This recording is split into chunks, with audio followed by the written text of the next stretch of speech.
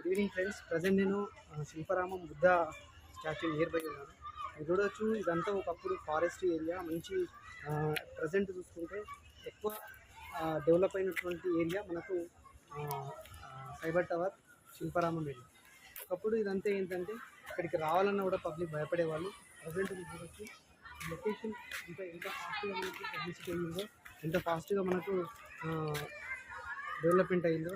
ఒకప్పుడు ఏరియాలో for square yard 700, 800, 1000, 10,000 rupees square yard ఉండేది.